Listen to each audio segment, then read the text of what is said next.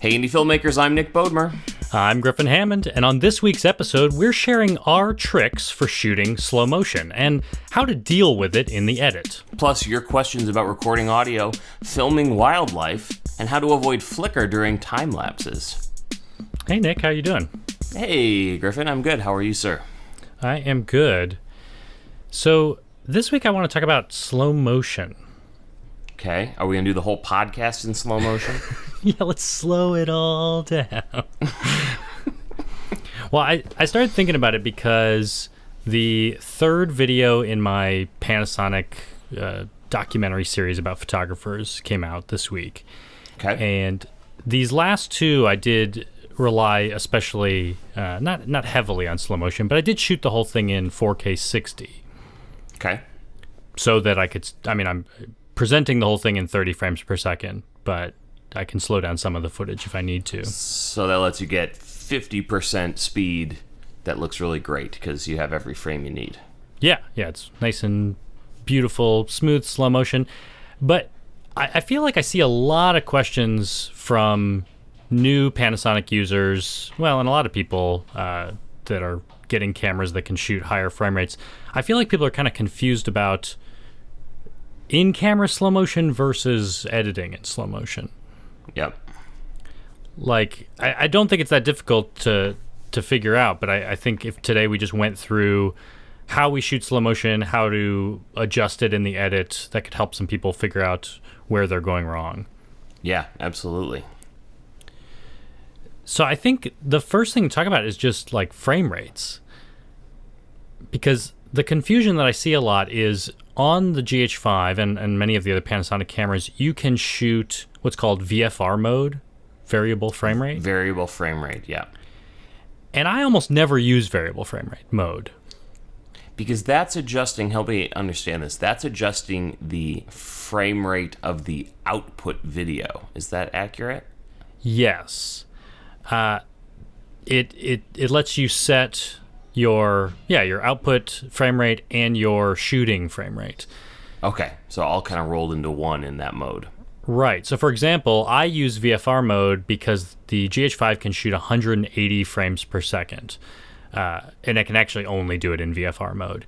But then it wraps it in whatever your native frame rate is. If you're shooting in 24 frames per second, it'll make it a 24-frame video.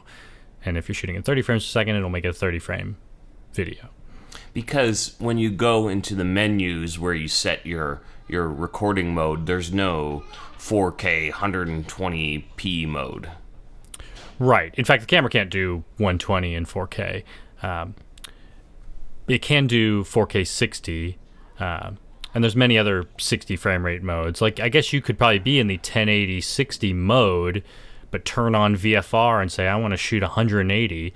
And what it'll do is it'll write it as a 60 frames per second video. So it's actually going to take those 180 frames per second that you captured and slow it down to 1/3 speed and play them back 60 frames a second. But just so we're clear, if we're using that VFR mode, 120 frames per second, in 1080, it doesn't matter if we record it in 24p or 60p. That just affects how the video file will play back by default, right? We're capturing the same frames that we'll use in the editing bay. It's kind of just what do we need to do to them? Are they already playing back in slow motion when you push play, or do we need to tell it to slow it down? Is that right? Exactly. And I think this is where a lot of the confusion comes in, that I generally only care about how many frames am I capturing every second. And I don't really care about how the computer's going to play it back. I can figure all that out later in the edit. But if you shoot in VFR mode, your camera will play it back at that output frame rate, which I guess makes some people think that they're shooting slow motion. Like when I play it back, it's playing as slow motion. And other footage that also might be slow motion, if it's playing it back in regular speed, I think people think they haven't captured slow motion. But in the end, if you have the same number of frames over the same amount of time, you have all the power in the world in the editing bay to do all the slow motion you want. Exactly. Yeah, I shoot normal 4K 60 mode on my camera. I'm not even in the VFR, the variable frame rate mode. and I'm capturing 60 frames per second. I could jump into VFR and shoot 60 in slow motion, and then maybe it'll play it back at 24 frames per second, and it looks like slow motion in the camera, but I've actually captured the same footage. Yep. Just what do you have to do when you bring it into Final Cut? Are you having to go in and click retime or not? Right. So I want to throw out a word from the filmmaking world. You know the word overcranking? Ooh, that sounds fun. I do know that word. That kind of goes back to old style film cameras, correct?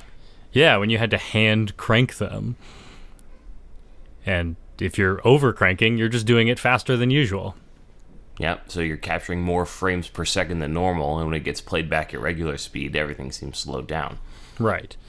So that's all you're doing when you're shooting high frame rate. You're just over cranking. You're shooting more frames per second than you normally would, or at least compared to what your output frame rate is going to be. Yep, that makes sense. So I think all that people need to think about is, what is the frame rate of your output project? Are you making a film that's 24 frames per second? In that case, anything you shoot over 24 frames per second can be slow motion if you want it to be. In fact, even 30 frames per second. You could shoot television 30 frames per second, but if your final product is a 24 frame film, you could have slow motion. Just a little bit of slow motion. Yeah, what is that? 30 frames per second, slowed down to 24 per second. I think that's 80% slow motion. I'm going to trust your math because I don't like doing mental math. So it's a little bit of slow motion. A little bit. Normally we look to at least double the frame rate, right? So if we're doing 30, 60 is great, right? It lets you do it in exactly 50% slow motion, and that looks slow, right? Yeah. Yeah. I mean, I imagine even 80% slow motion will look different. I think you'd notice the difference. But yeah, it may not look as epic, as interesting.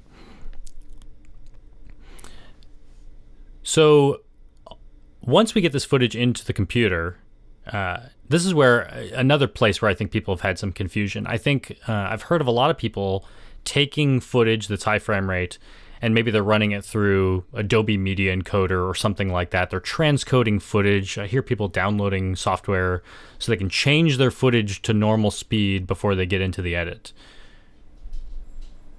That's kind of an extra step you don't really need to do. Yeah, I don't know. Depending on the editing software you're using, I'm not sure you need to. I know you don't have to do that for Final Cut. And I'm pretty sure you don't have to do that for Premiere. Yeah, in Final Cut, it's really just under the retiming menu, right? Which is in the menu bar. Can you still right-click and bring up retiming menu, or did they move that? I'm not sure. I think, I find it's easiest. There's a little click box underneath the preview monitor for retiming. A fun tip. Did not know that. I always go to the menu bar. I'm bringing up Final You Cut go all the way up to the top right of the... now. I know. I'm bad. Yeah. No, that's... But you can also hit Command R on a clip, and it will bring up that retiming bar above a clip. I'm not sure that lets you get to the setting we need, though. Look at that. There is a retiming menu right there under the monitor. Yeah. Helpful tip from Griffin Hammond. Thank you, sir. But my tip that you taught me is the automatic speed setting in Final Cut. You want to talk us through that? Yeah, rather than trying to do the math yourself, like I'm noticing right now, if I hit Command R on a clip in the timeline in Final Cut, you can click on the speed. The speed shows up above the clip. Right now it says 100% on a clip. I can click on the arrow, and I have some choices, like I can slow it down to 50%, I could speed it up, I could even type in a custom speed. And I guess there is something called automatic inside custom speed. That seems to do all the work for you. So that's another way to do it. But rather than typing in a number, like typing in 50%, I like automatic speed because what it's saying is, I know how many frames you shot, and I know how many frames this timeline is. I'm just going to play all the frames, and we'll just figure out what that speed is. At the proper frame rate. So, for example, if your output project is 24 frames a second, so you have a 24 frame per second timeline, and you shot something in 4K 60p, you don't want to do 50% speed because that's not showing every frame for 1 second. It has to do some sort of weird blending. Is that right? Right. And maybe you want 50%. Maybe that's the exact speed you need. But yeah, if you want to get the most out of your slow motion, then do automatic speed, and it'll slow it all the way down to 40, which is what 60 down to 24 would look like. Beautiful. I did look up how to do this in Premiere, and it's similar. In Premiere, you can just right-click on a clip in the bin and go to Modify, Interpret Footage, and you can type in the frame rate you want to assume. There may be an automatic way to do it, but it looks like you can just type in, like if you have 60 frame footage, you could just write in, actually, treat this like 23.976. I don't know if you have to get it exactly right, though. Interesting. But then that footage in the bin will play back as slow motion. So it's just will always be slow motion footage. Gotcha. Change it back. I actually kind of prefer the way that Final Cut deals with it. Like, it'll stay in my event, in my bin. It'll look like regular footage. I can play it back at 100% speed. If I drop it in the timeline without doing anything special to it, it will play it back at 100% speed, which means, for me, I shot all my footage at 4K 60, and if I drop it into my 30-frame timeline, that just means it's going to throw out every other frame. Yep. And play it back at full speed as a 30-frame clip instead of a 60-frame clip. Or, as I'm editing, I can decide, I need some more coverage. This will look better in slow motion. And I can just say automatic speed and instantly have slow motion. Do you do much with ramping the speed in any of your projects? I've played with it. Final Cut does have like a speed ramp built in, but I've never really liked the result. Okay. I guess aesthetically, I'm not needing speed ramping a lot. I guess for documentary kind of stuff, I'm not. Like, if I was doing action movies, then sure, it might be cool to like see that punch come in real fast and then slow down. Or I was thinking like sports and things like that. There could be some cool uses for that. Yeah. I'm almost always applying one speed to each clip, yeah. Now, there is a trick that I do. I don't always know what's going to look good in slow motion. Do you ever do that? Do you ever like slow stuff down for a wedding and then just go, actually, that looks a lot worse? That didn't look good. Yes. Not everything looks great in slow motion. So a lot of times what I do is I go through and I kind of pick all my beauty shots out at the start, and I just throw them all into the timeline because it's hard for me to tell. I guess this is one place where in Premiere, by conforming all your footage at the beginning, maybe that helps you. You can kind of see what it's going to look like in slow motion. I just throw all my good clips in the timeline, make them all slow motion. I usually turn off the audio because there's not much use to the audio in slow motion. Right. Like, so I lower the audio on all the clips, and I usually throw a music track under there, like the music I'm thinking of using for the piece, and I just watch it all back to back to back, and I can immediately get a sense of which clips are going to work in slow motion and which are not. Are you ever tempted to just export that and call the project done? Never. Done. Looks beautiful. That sounds like a you thing. Yeah, that might be more how I edit. I mean, honestly, yeah, you could get a lot done just by throwing all your footage in slow motion, putting some nice music to it. That's going to get you 80% of the way to a watchable thing. Maybe not the best project, though. Yeah. So that brings up a question. Do you feel like people overuse slow motion? I think so. I guess I'm less concerned about overusing slow motion, and more I'm concerned with overusing music and having silent video. Mm-hmm. Because that's a thing you already see a lot, especially in like cinematography reels that people publish. It's just a lot of footage with no sound, and it's just the music doing all the work. And I think if you do everything in slow motion, you probably don't have good sound to go with it, or you're not thinking about sound. So I guess I would make sure, if you're going to rely heavily on slow motion, is there a voice track you can use anyway? Is there a creative way you can do some sound design and add in some sound that maybe, isn't all slow? Well, that was the question I was just going to ask. Does it ever make sense to include nat sound in with your slow motion, or does that kind of disjointed where the sound is at normal speed and the video is at slow motion kind of throw it off? I do that a fair amount. I will I mean, you know your audio is going to be off, so you may not be able to use the exact same audio unless you want that really slow, low pitch sound. I usually take some sound from that clip or another clip that's similar, and maybe I'll slow it down a little bit if I really want to create that slow motion sound, or I'll leave it at 100% speed and just spread it across several clips just so it feels like reality.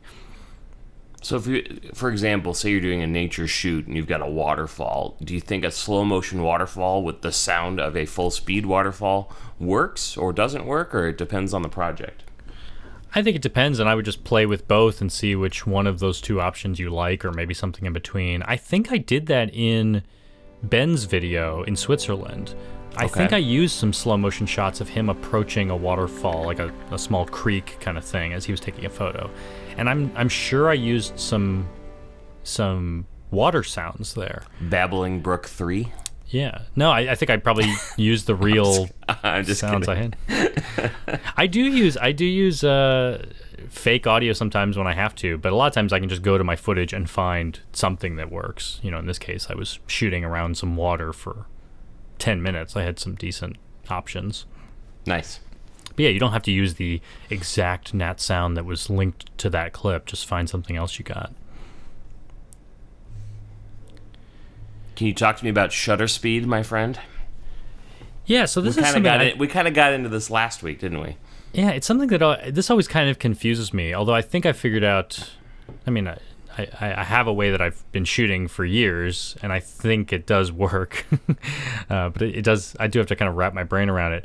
I still follow the 180-degree rule, whether I'm shooting in regular speed or slow motion. And just so we're clear, the 180-degree rule being your shutter speed should be double the frame rate you're shooting in, or you're going to deliver in. See, that's what confuses me. Yeah, is it what you shoot or what you deliver? Generally, what you shoot.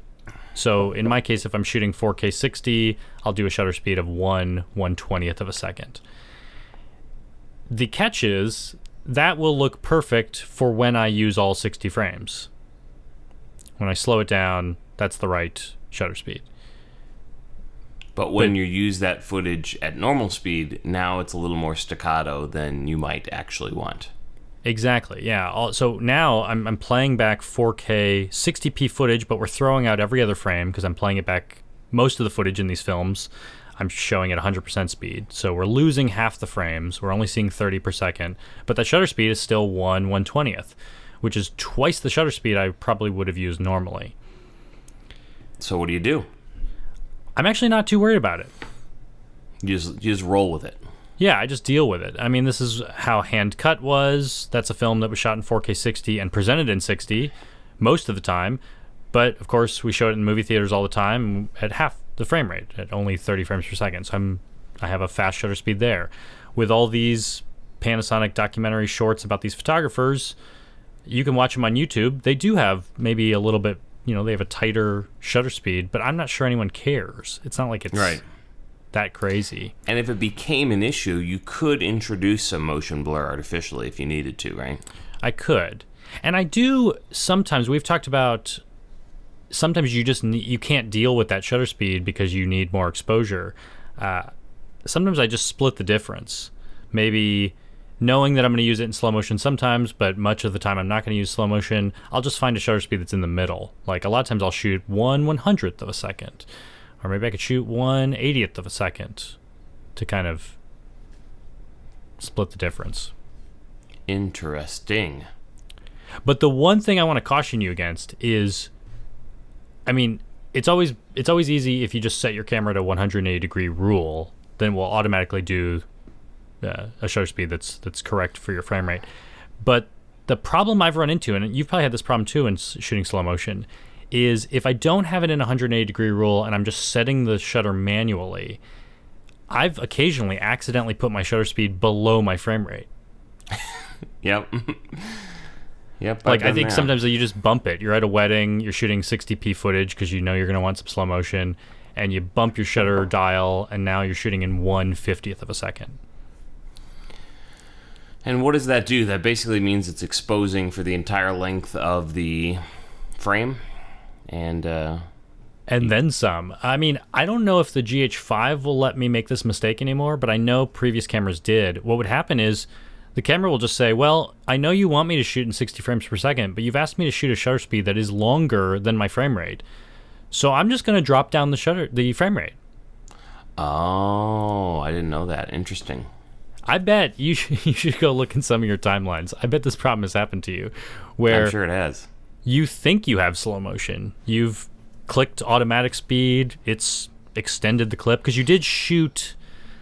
Well, see, this is where I'm confused. I think it does create a 60 frame file, and it will act like it's slow motion. It'll act like a 60 frame file. But if you go frame by frame, you'll find that every frame is doubled. Yeah. The camera has not actually captured 60 frames per second. It's captured 30, and it's just doubled every frame. Interesting. So anytime I that. deal with slow motion, I always click automatic speed, slow it down, and I always go frame by frame just to check. Did I shoot this right? Because if I'm not actually getting a new frame 60 times a second, then why am I slowing it down? Now, one of the caveats to shooting in such a fast shutter speed is you're going to need more light, right? Right. I think just, especially if you're shooting like really high frame rate, like on the Phantom or something, if you're shooting 1,000 frames per second, if you're dealing with a shutter speed that's at least 1/1000th of a second, maybe it's 1/2000th of a second, clearly you're going to need a lot of light to expose for that. But even just jumping from shooting 30 frames a second to shooting 60 frames a second, you're halving the amount of light that you're getting in the camera. So use more light or go into the sun. I mean, most of these films I was shooting outside, so they worked for me pretty well. Do you still find you need ND filters, or are you shooting your lenses pretty much wide open? Well, I was shooting my lenses close to wide open, which means I definitely do need ND filters. Even with a tighter shutter speed, the sun is very powerful. So if I'm shooting f2.8 or f1.4, I definitely need a good ND filter to knock down the light. And shooting in the sun is good for slow motion. Shooting outdoors is always beautiful for slow motion. Shooting indoors can be problematic because I don't find it so much a problem at 60 frames per second, but if I crank all the way up to 180, that's when I'm noticing indoor lighting starts to flicker a lot. Oh, flicker. Interesting. Because you're shooting faster than the light refreshes. Yeah. So I almost just avoid high frame rate stuff indoors unless you can control the lighting yourself. Well, the only thing we haven't talked about is what to do if you want slow motion but didn't shoot slow motion. You fake it. Yeah. You can definitely fake it. There's the technology has gotten quite a bit smarter recently too than it used to be in terms of kind of coming up with frames for slow motion, right? Yeah, I mean, the way we used to always just do it when we were in high school was just, I mean, we didn't even know you could shoot slow motion. I don't know if you could very easily back then for consumer products. But you could take any footage and just slow it down to 50% and it'll just double the frames, which looks kind of jerky and it's not as interesting, but it is one way to, I mean, you see that all the time in TV. There's that. You can also do frame blending. And then now, like you said, you can actually make new frames. Yeah, where it actually analyzes the previous frame and the next frame and figures out what would be an in-between frame and kind of comes up with that. Sometimes that works really well. This is called optical flow in Final Cut. Yeah. And I find it just depends on the footage. Sometimes it actually works great, and sometimes it looks very strange, and I turn it off. Yeah, I can usually tell when people have used optical flow, if it's a bad optical flow. I mean, if there's a lot of weird movement and the computer can't figure out the direction things are supposed to be moving, it'll create some ugly frames, and you can catch them. It's also very processor intensive, I've found. I mean, if you turn on optical flow, it's like, all right, let it chew away on that for a second. I'm going to go do something else while that renders and see if it looks good. Yeah. The one thing I haven't figured out is how to convince Final Cut to add optical flow when it doesn't think you're supposed to. Like, in those cases where I've shot something I shot with the wrong shutter speed, and I end up with a 60 frame clip that actually only captured 30 frames per second, but it has those double frames in there. I can't tell Final Cut to stretch it out and add optical flow because it thinks that it doesn't know that those two back-to-back frames are the same. It's almost like I guess I could export it as a 30 frame clip, lose those extra frames, bring it back in. I wish there was a quicker way to tell Final Cut. That's exactly what you'd have to do is get it into a format where it thinks it needs to make changes. Because I do run into that often. Like if maybe I shot a time lapse and I screwed up for a second, maybe I lost a few frames. There are times when I wish I could just tell Final Cut, like, hey, right here, I'd love for you to insert a frame. I know that's not what it looks like you're supposed to do, but like it'd just be cool if you could just tell it where to do it.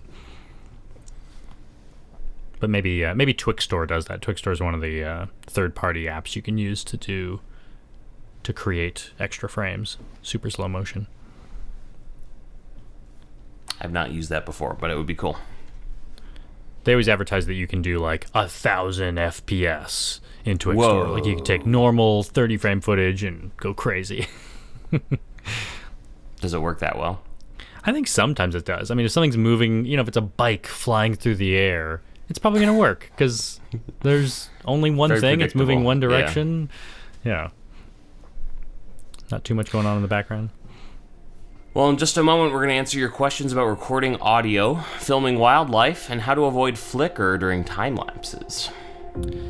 So, Nick, we don't have a regular ad read this week, but I did just give some money, and I thought maybe I would just encourage other people, if you were thinking about it, to the situation in Puerto Rico right now. Oh, gosh, yeah. They were hit by two hurricanes, Hurricane Irma and then Hurricane Maria, and it's pretty tragic down there right now. They lost 80% of their crops. They're mostly without power and electricity and running water. So I guess if you were already thinking of maybe giving, I looked it up myself and found that the government is accepting money directly in Puerto Rico at unitedforpuertorico.com. Also at unidosporpuertorico.com. So. Yep. Check it out. Thank you. I hope they get help quickly and can recover.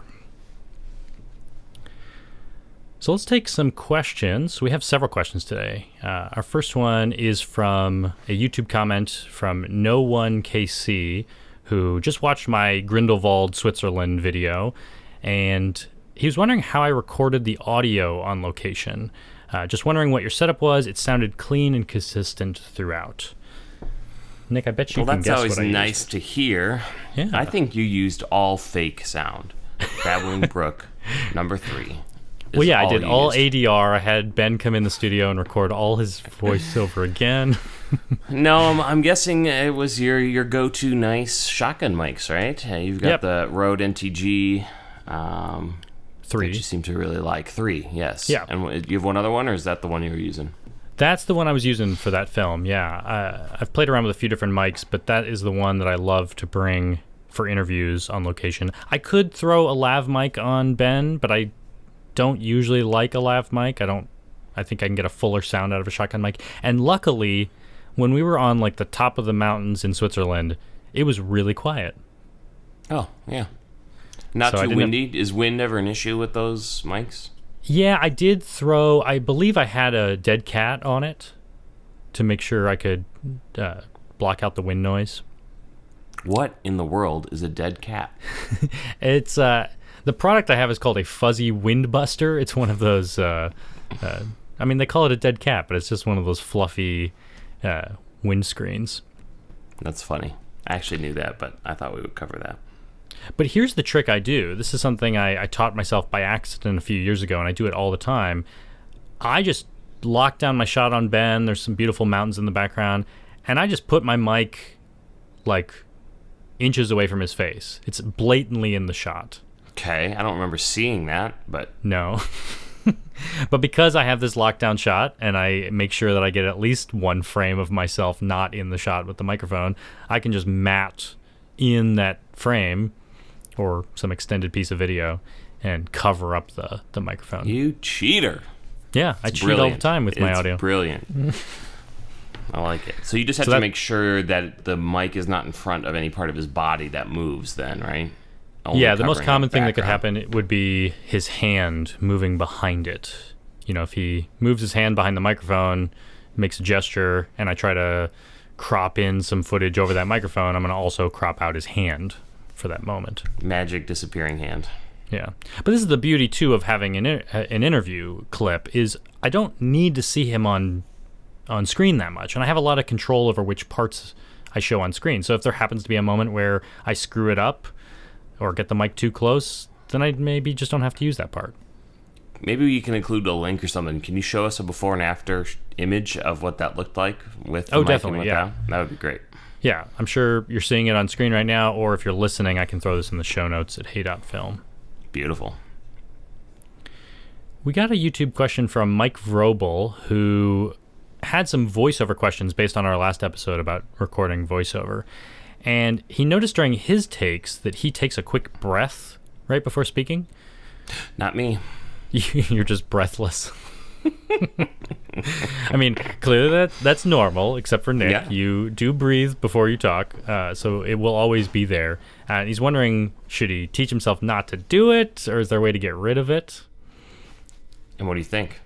He got an answer from Matt Shivers, who was on our episode last week. Oh, he's the expert.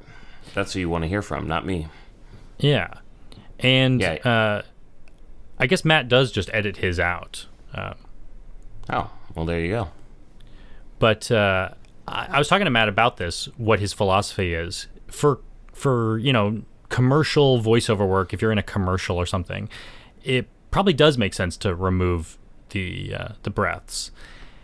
And I usually find, if I need to remove a breath in some of my editing, it's not too difficult because often the breath happens right before you start speaking, but there's still that like tiny pause. There's usually at least a frame in there where you've taken a breath and then you have to stop before you start talking. It's two different things. So there's always a gap in there that you could Edit out start easily. the audio real quick. Yeah. And you can usually see it on the waveform pretty clearly, too. Yeah, it's real easy to see it. But Matt did point out that he will at least leave the pause. Like, you don't want to cut together two sentences without the pause because it will sound unnatural. And I usually find that with my documentary editing. I want to leave breaths in because they sound natural, but I want to make sure that I'm giving the breath enough time. You don't want to cut two sentences together and make it sound really rapid and unnatural. Yep. I don't know if I've ever had to add a breath, like take a breath from somewhere else and pull it in. I've probably done that. I've put in a pause before. I'm not sure I put in a breath, but that makes sense. He also says he has a really gravelly voice. Anything he can do about that? That was one that Matt didn't really know how to remove that, but he did suggest, and I wholeheartedly agree with Matt's advice. He suggested that you don't listen to the haters who are commenting on your gravelly voice and just accept the fact that that's what you sound like and embrace it and make that your trademark. Yeah, exactly. But I guess if you're real worried about it, I guess a couple things to try is, one, knowing that the higher pitched parts of your voice come from your mouth and the lower pitched parts come from your chest. So I often, when I'm using a shotgun mic, will point it right down the middle at someone's neck to kind of capture the full range of someone's voice. But Sure. I suppose if you turned it up a little bit and focused on the mouth, and depending on what kind of mic you have, maybe you even put it like in front of your eyes and kind of capture it from above, maybe you'll get less of that low grumble sound. Or you could EQ it out, try to knock out some of the low frequencies. We've got a YouTube question from Dennis Stone. He says he just ordered a Spark and he would love to get more tips in a future podcast. Spark being the drone you and I just both got. Yeah. Well, and you've been shooting with it a lot recently because you just got yours. Have you discovered anything else that is worth sharing for a newbie? Well, so I was playing with it in sport mode and I crashed it. So I don't recommend I was just getting out of control, having fun. We found the don't do sport that. mode. I think if I had to guess the speed based on, I was trying to run with it, I think normal mode is probably like 8 miles an hour, or slower than that probably, maybe like 6 maybe miles like an hour. 5 or 6, I would say. Yeah. And sport mode felt like it could have been as high as like 20 Maybe miles not per hour. 20, but yeah, 15. It's fast. Yeah, I mean, it was significantly faster than me running, yeah. I was just whipping it around in a backyard, and I clipped a tree branch, and that brought it out of the sky pretty quick. But it didn't seem to take any damage, which was nice. I don't even think I told you this. I was showing it to my uncle when I was in Colorado, and you know how I always do that thing whenever I'm showing it to someone new, where I try to fly it into my face Oh, no. and let the obstacle avoidance stop it? Yeah. Well, I did that perfectly. Everyone was like, ooh, wow, that's incredible, great new technology. Then I switched it into sport mode, and I thought, I've never tried this in sport mode. Oh, no. So I backed it up, flew it full speed into my face, and a split second before it hit my face, I could tell it was not going to stop. So I ducked real quick, and it hit a tree behind me and just fell to the ground. So I guess I know, because it hit the tree, that obstacle avoidance was not working. So maybe, I think sport mode is probably just too fast for that. That is funny. I'm glad you weren't seriously hurt, though. Or maybe obstacle avoidance is completely turned off in sport mode. I would understand if it just can't do both things. Can't do it that fast. Yeah, I don't know. Yeah. But I'm sure we will play with these more and maybe dedicate a future episode to it when we have a little more experience. Yeah. I know that I can't remember if I don't think I used it, but isn't there like a simulator mode in the DJI app? Oh, I think there might be, but I've never messed with it. Like, for all I know, you might even be able to download the app now before you receive your Spark in the mail and like play around and get some sense of what the app can do. Sure. I've been pretty impressed with the app overall. Yeah, it's not too hard to fly, so just take it easy at first, practice, and you'll be good. Here's a YouTube question we got from All Things Wildlife, who is going to start his own channel soon, where he's going into outback Australia and search for awesome animals. And he says he'll be handling some of them and crouching down next to others. So I'm hoping these are nice animals. Doesn't sound like a good idea. Well, you kind of did that, didn't you? You had that mouse rat thing. Oh, yeah, the quokka in off the coast of Perth in Australia. Right. So he's going to use the GH5 with the 14 to 140 millimeter lens, and he's wondering if we recommend the 12 to 60 millimeter instead, and also what microphone should we use, because I guess he wants to be able to hear the cameraman in the video if he's talking to the guy on camera. Interesting. I guess it depends on how close you're going to be to these animals. It does sound like you're going to be next to them. I would say that if you were going to shoot them from a distance, which is a lot of wildlife photography, I've been using the 35 to 100, which is not quite close enough. You really want like the 100 to 400. I suppose the 14 to 140 could kind of do it, but you might want an even tighter lens for real shooting animals in the wild. Yeah, and the only other thing to think about is that 14 to 140, I think, is like an f3.5 to 5.6 or an f4 to 5.6, something like that. Whereas the 12 to 60 is going to be f2.8, I believe. Or is that an f? That's it's not an f2.8 it's f throughout. Yeah, I think it goes from f2.8 to 4. Yeah.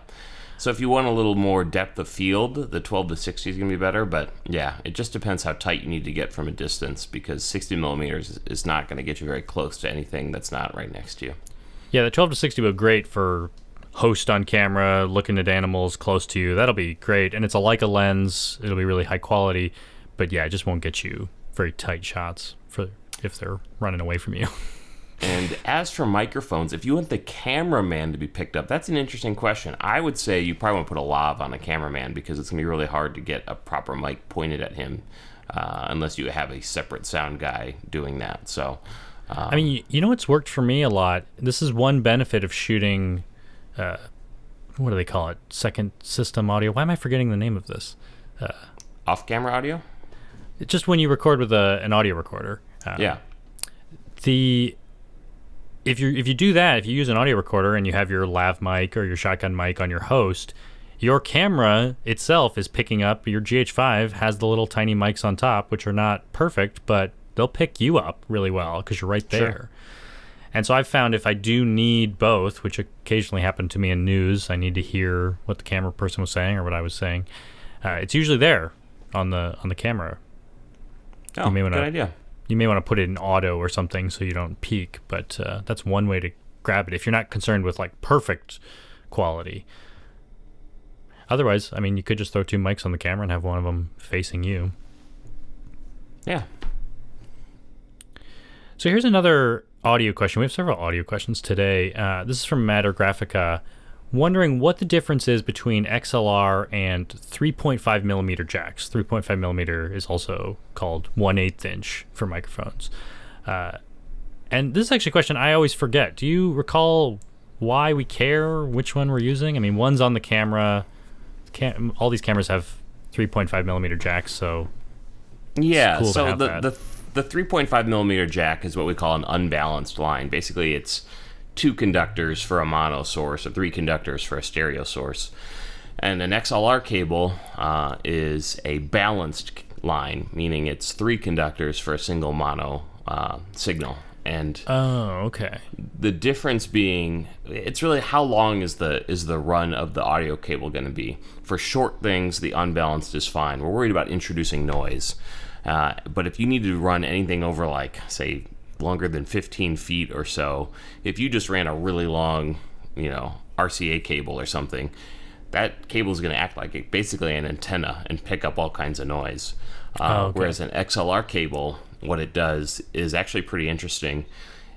It sends the same signal twice, so that's what it uses, 2 conductors and then a ground, and it sends the same signal both times, but it actually has them phased out 90 degrees, or maybe it's 180 degrees actually, out of phase. So it's sending it twice out of phase, but any noise that gets introduced into the line gets put back to, it gets injected into both lines in the same way. So when you sum the lines at the end, that cancels out the noise. Okay. So it just basically reduces noise for long distance runs. Oh, I see. It's summing them and pulling them back into phase. Yeah. So it's flipping the noise out. So the noise is out of phase with the other noise. Exactly. And they cancel out. Yeah, interesting. Cool. Yeah. But so clearly you can deal with a Rode mic that has a short, tiny little 1/8 inch jack that plugs right into the camera. That's probably not going to run into any noise in its little 2-inch run. Exactly. But you probably don't want to take your Rode mic and add a 20-foot headphone extender onto it to use it. You're basically putting a giant antenna in between your mic and your recorder, so you don't want to do that. Yeah. And if you were going to do something like that, I assume it's the same advice with XLR cables. You don't want to run them. I mean, if you run them across power cables, that's where you're really going to pick up a lot of noise. Yeah, you can pick up a 60-cycle hum from power cables. So even with an XLR cable that is designed to reject noise, it's always recommended to cross power lines at a 90-degree angle, so they're perpendicular exactly. If you run them parallel, that there's electromagnetic interference that can be introduced into your line. I suppose it's the same philosophy for audio versus electrical signal. In either case, you want a high signal to noise ratio. Exactly. An XLR may help avoid some noise, but you probably want to limit the amount of noise anyway. Yep.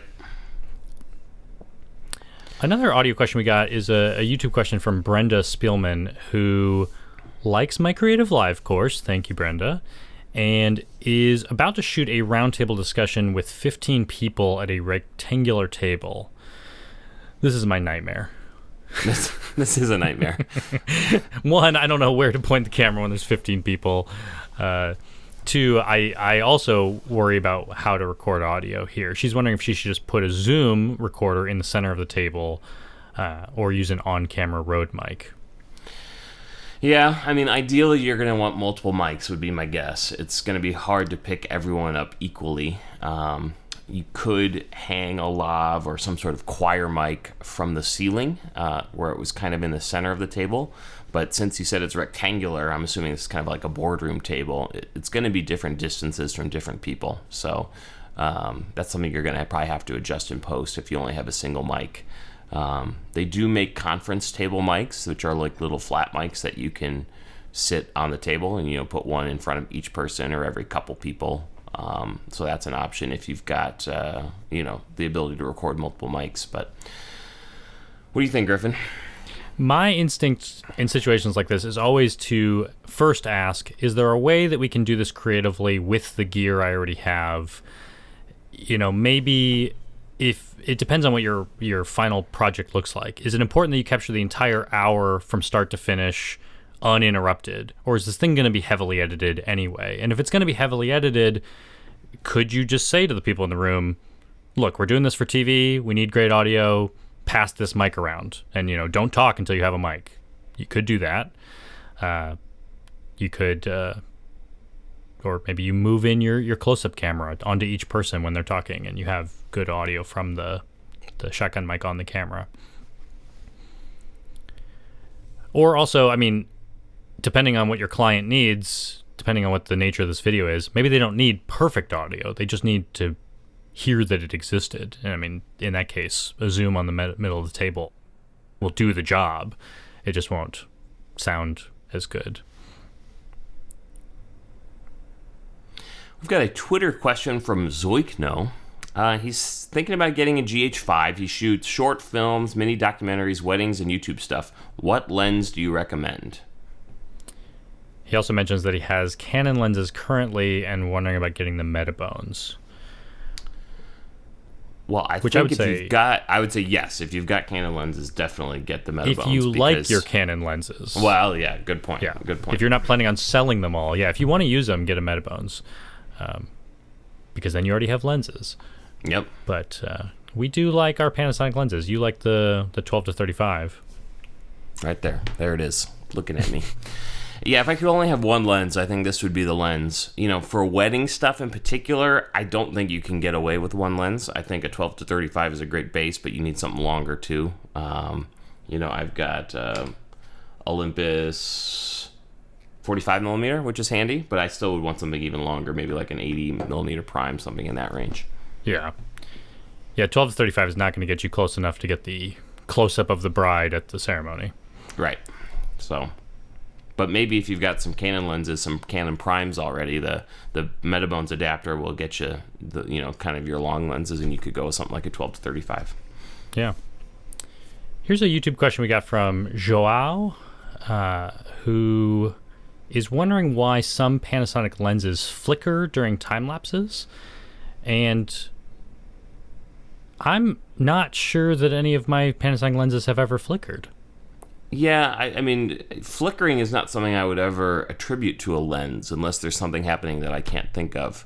I would say that has to do with lighting conditions or some change in the camera, right? Yeah, what confuses me is that he's in manual mode, because my first thought is, well, if you were in some sort of, if you're in shutter priority or something, then it's going to change the aperture every shot in your time lapse. And yeah, that's the lens kind of introducing flicker, but when I'm in manual mode, the only flicker I'm getting is the environment. Maybe the sun is passing between clouds, and that'll create some flicker.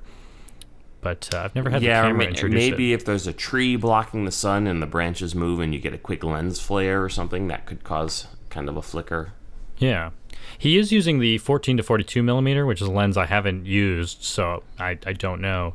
But he pointed to the intro outro stop motion animation.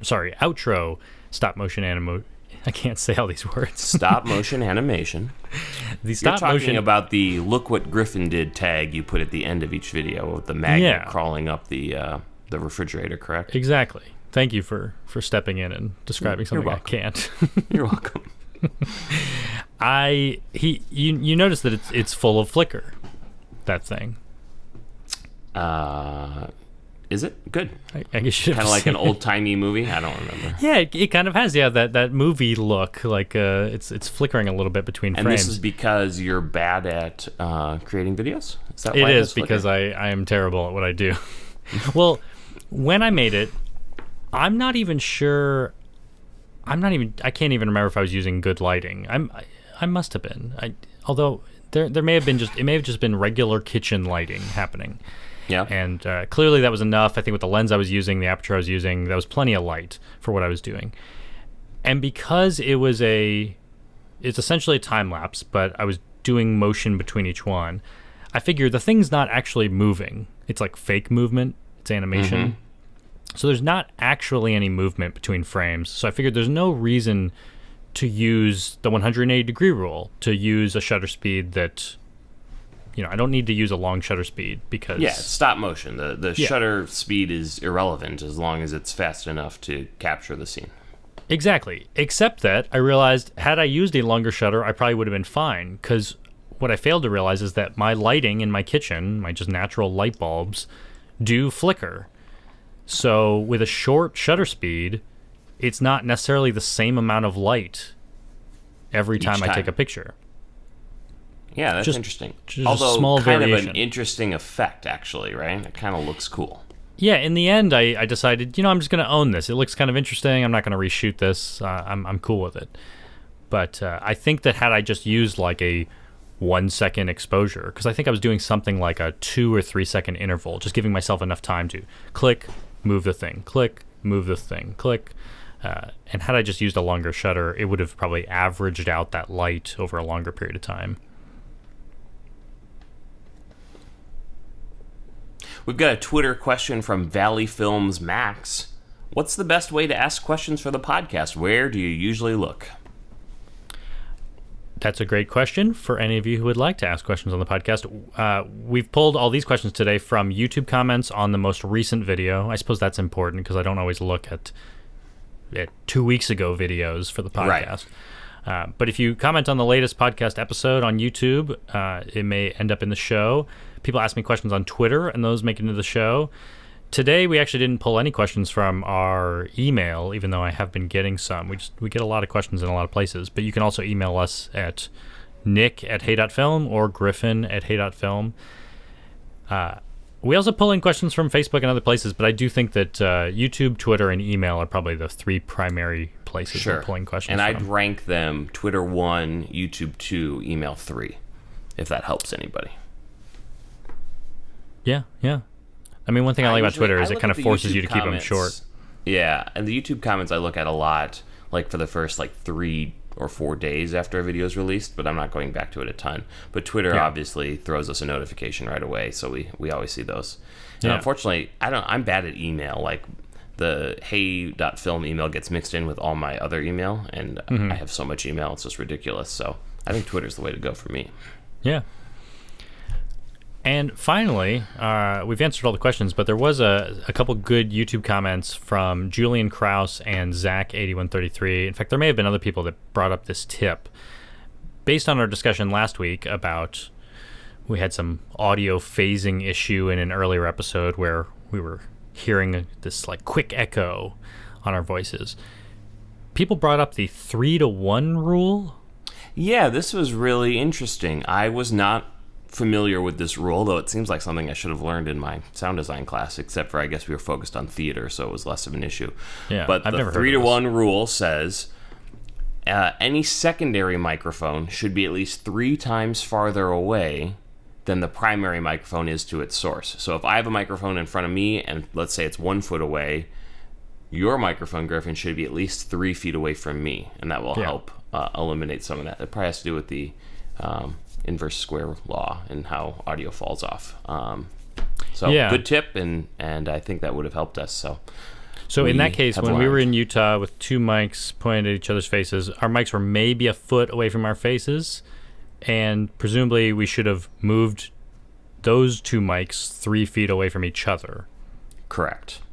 Though the more I thought about it, we probably just should have used 1 mic. I think. Yeah, exactly. Right, we couldn't have done that. We would have been sitting too far away. So yeah, we were so close. We should have used 1. Yep. Well, I think that's all the time we've got today, Griffin. It's time to wrap it up. Yeah, that's all the learning I can handle personally, and hopefully you've learned something today. Yeah. Thanks, everybody. We appreciate it. Yeah. See you next week. Talk to you later, Griffin. Bye-bye. Bye. Rolling video. Check 1, 2. Can you hear me? I can hear you. Am I in focus?